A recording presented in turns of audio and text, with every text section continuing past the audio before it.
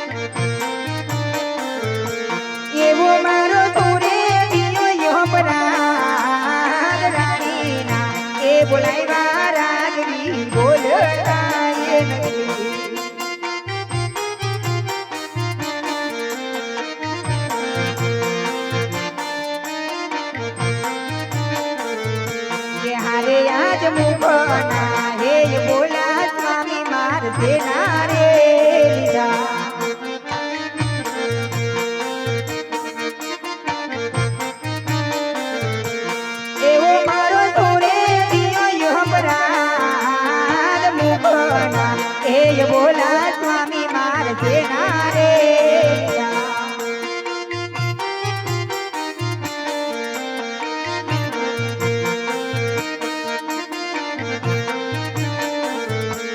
હારે યાદ તમે રે ગયા ના સ્વામી માર નો ગોરો એ ફરવા હસતે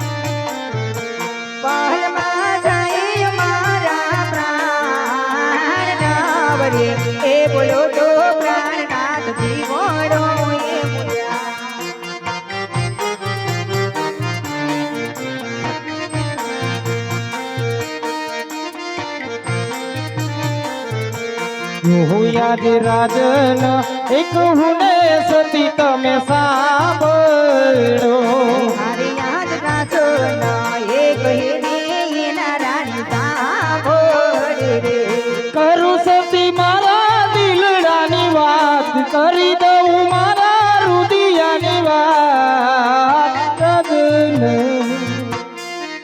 આજ રાજન એક હુને સતી તમે સાંભળો કરી દિયો તમાર દિલડાની વાત રાજન કહીને એના રાણી સાંભળે રે રોયાજી આપણી એ રયત મુજને મેળના બોલે હારે યાદ કરાણ ગઢની દયાલ સ્વામી આજ મેળાએ બોલે યજમલ વાજીયો કહેવાય ભૈરો મારો વાજીયો અવતાર આપણી આજી આપણી હૃયત મુજને મેળના બોલે બોલી દીધા વાજીયાને એને વેણ ભમરણ ગઢની દયાલ સ્વામી આજ મેળાએ બોલે રોયાજી ખાવું રે એ પીવું રે સતી મને ગમતું નથી હારે યાદ યનના હે બલાર રાજમાયો ઢોળકો એ બૈરા એ નથી ગમતા પોકરણ ગઢના રાજ નથી ગમતા આવા રૂડા મને રાજ ખાવું રે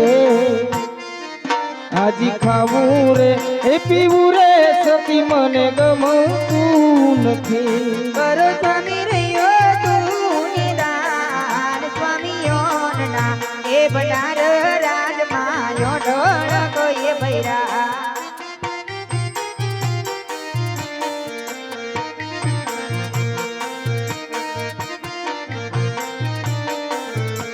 હારે યાદ રાણી રે કહું ને રાજન સાંભળજો ને મારી વાત રોયા જ સતી રે એ કહે ને રાજન સાંભળે કરું મારા ગાજેલ દિલડાની વાત રાણી રે એ કહું ને રાજન સાંભળજો ને મારી વાત કરી દિયો તમારા દિલડાની વાત કરી દિયો તમારા રુદિયાની વાત સતી રે આજ સતી રે એ કહે ને રાજન સાંભળે એ હારે યાદના સારે કે તારે દીકરી લાડ કીધે રોયા જ દીકરીઓ જાશે રે સૌને સાસરીએ લક્ષ્મી દેવી રે એ સમાન સ્વામી લાસારે એક તારે દીકરી લાડ કીધે લક્ષ્મી રે બને મારી દીકરીઓ સગુણા છે અહીંયા મગસે ગોયલા સ્વામી ત્રણ ત્રણ એ દીકરીઓ નાદ રંગ મેલો માઈ રમે રાજી ગાદી ભોગવે એવો નથી કોઈ રાજનો ભોગવનાર નથી કોઈ દીકરીઓ આજ દીકરીઓ જાશે રે સૌને સાસરીએ કેવી રીતે વાંધીયા એ કેવાય સ્વામી ત્રણ ત્રણ એ દીકરીઓ નાદ માર ખોડા રે કુબે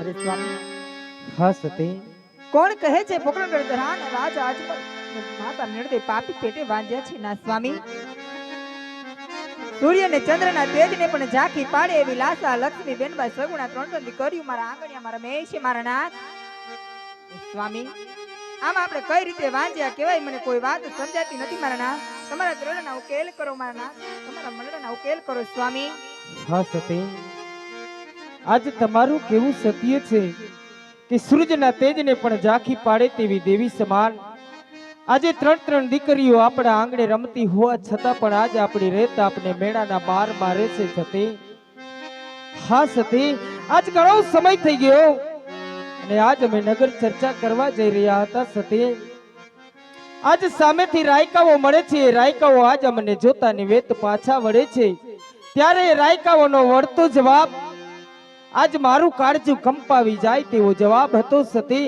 કે હે રાજન આજ અમે તમને જોઈ અને એટલા માટે પાછા વળી છી કારણ કે તમે પાપી પેટે વાંજ્યા છો હા સતી આજે વાવણીએ જાતા ખેડૂતો પાછા વળી જાય છે આણુલા તેડવા જતા રાયકાઓ પાછા વળે છે સતી દીકરી તો પંખીડાનો માળો કહેવાય એ તો પાખું આવે ને ઉડી જાય દીકરીઓ તો પારકી થાપણ કહેવાય સતી. એ તો કાલ સવારે પોતાના સાસરે ચાલી જશે સતી. હા સતી, માટે જો લુલો લંગડો બાડો બોબડો એકાદો પુત્ર હોય તો આપણી આ રાજગાદીનો રાજ સંભાળે સતી. નહીતર એક દિવસ આપણી આ રાજગાદીને સવા મળના તાળા લાગી જશે સતી. હા સતી, લાકડીઓના માર તો રૂજાઈ જાય છે, પરંતુ આ કાળ જે વાગેલા ઘાવ ક્યારેય રૂજાતા નથી સતી. હવે આ મેળાના માર ક્યાં સુધી સહન કરવા સતી? જો આપ મને સાથ આપો તો હું કાશી વિશ્વનાથના ચરણે જાઉં.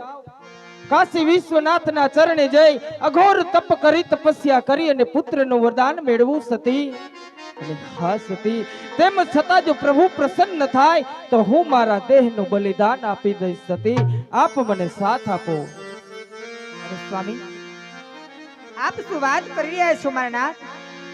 સ્વામી, આપણા પોકરણગઢના કોઈ પણ લોક પાસેથી સ્વામી આપણે એક પણ કરવેરો કે દંડ ઉઘરાયો નથી મારા નાથ. એ કોઈ જાતની લેણી વસૂલાત લીધી નથી સ્વામી. એ જ રેત આપના મુખ જો એવડું કરીને ભાર એ છે મારા નાથ.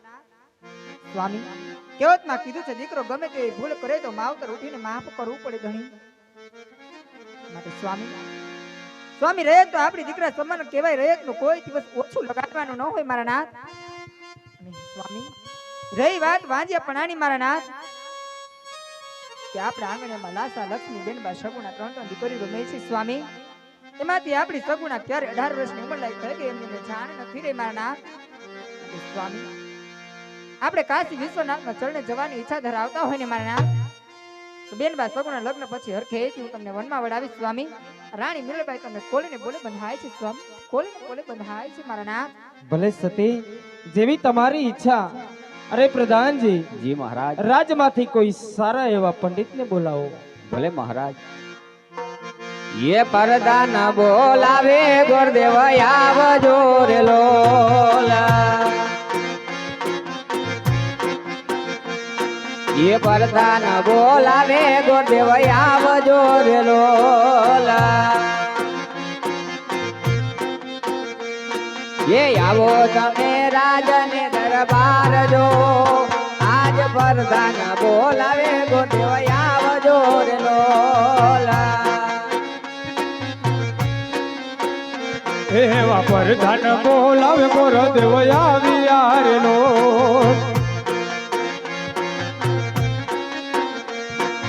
આવ્યા રૂડા રાજને દરબાર જો. પ્રધાન બોલાવે ગુરુદેવ આવ્યા રે લો.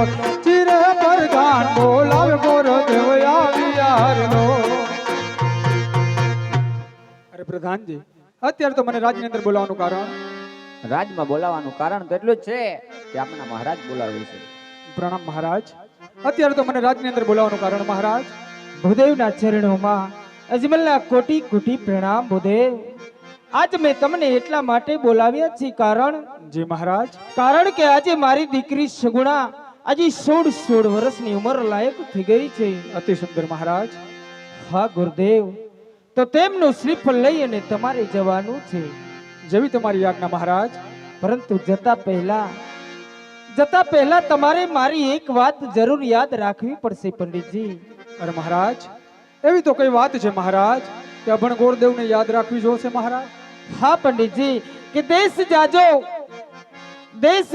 પરદેશ જાજો પણ એક પિંગલગઢના પાદર ન જાતા. માફ કરજો મહારાજ, હું તમારી સાથે લાંબી ચર્ચા કરવાનો અધિકાર નથી ધરાવતો મહારાજ, પણ જાણવા માંગુ છું મહારાજ, તમે મને દેશ જવાની રજા આપો છો એટલું જ નહીં પરદેશ પણ જવાની રજા આપો છો મહારાજ. જો દેશ જવા પરદેશ જવાની રજા આપતા હોય મહારાજ તો કે પિંગલગઢ નહીં તો એમનું કારણ શું મહારાજ? હા પંડિતજી, એક પિંગલગઢ ન જવાનું કારણ એ છે કારણ કે આજે પિંગલગઢના રાજા પઢિયાર અહંકારી અને અભિમાની છે. આજે તેમની સાથે 20 વર્ષના વેર છે અને 14 વર્ષના બોલા છે પંડિતજી. માટે દેશ ફરજો પરદેશ ફરજો પણ એક પિંગલગઢના પાદર ન જાતા. જેવી તમારી આજ્ઞા મહારાજ. અરે પ્રધાનજી. જી મહારાજ. પંડિતજીને શ્રીફળ અર્પણ કરો. ભલે મહારાજ.